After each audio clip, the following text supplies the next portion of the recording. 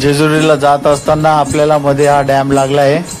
अतिशय सुंदर असं निसर्गरम्य वातावरण आहे मित्रांनो।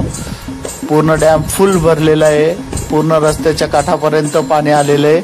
अतिशय सुंदर असं वातावरण आहे आणि खूप छान असा नजारा आहे, बघून घ्या तुम्ही पण।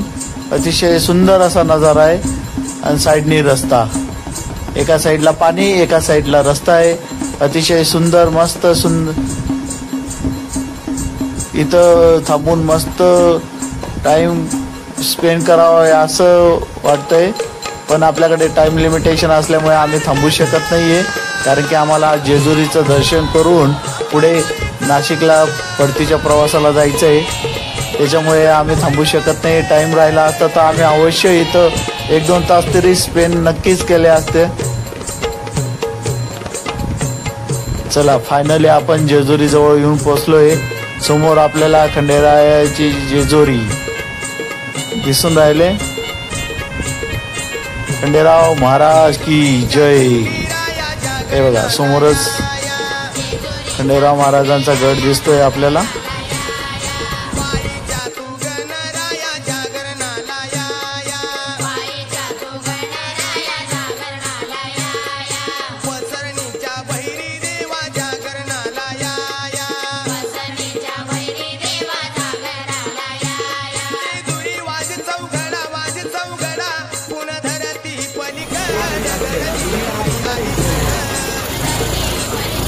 श्री मार्तंड देवस्थान जेजुरी। आपण फायनली जेजुरीला पोहोचलेलो आहे आणि हे बघा सर्व दुकानं आजूबाजूला।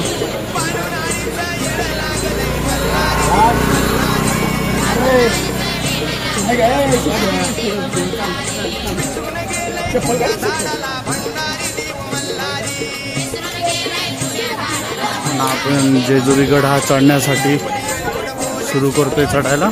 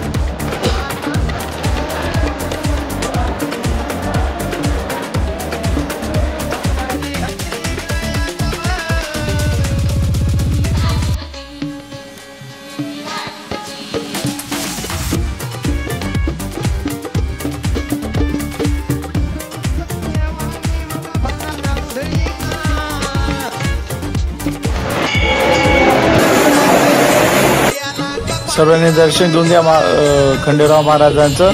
मंदिराच्या मधला व्हिडिओ तुम्हाला दाखवतो मित्रांनो. हे बघा, खंडेराव महाराज की जय. सर्वांनी दर्शन घेऊन घ्या पटकन. कलियुगात उद्धार केला येऊन भक्ताचा.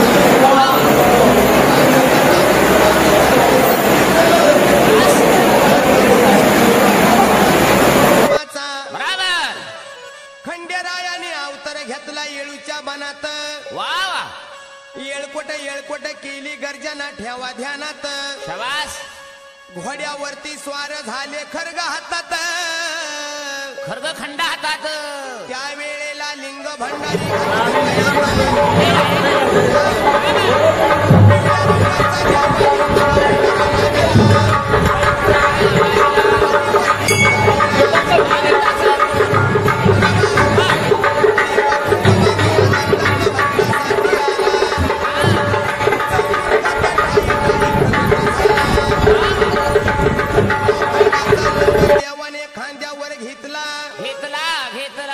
घोड्यावरती स्वार झाला निघून गेला. पहिल्या प्रथम देव आले सातारा जिल्ह्यात. सातारा जिल्ह्यामध्ये तराळा नदीच्या काठी बसले पाल पेंबरीत. वा वा.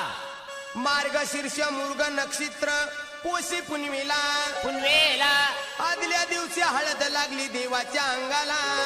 चला तर मित्रांनो, आता आपली फायनली पूर्ण ट्रिप ही कंप्लीट झालेली आहे. जेवढे स्पॉट आपल्याला कव्हर करायचे ते सर्व स्पॉट आपण कव्हर केलेले. आता आपण पुण्यामार्गे नाशिकला जाणार आहोत. साधारण आपण पहाटे 4-5 वाजता नाशिकला पोहोचू.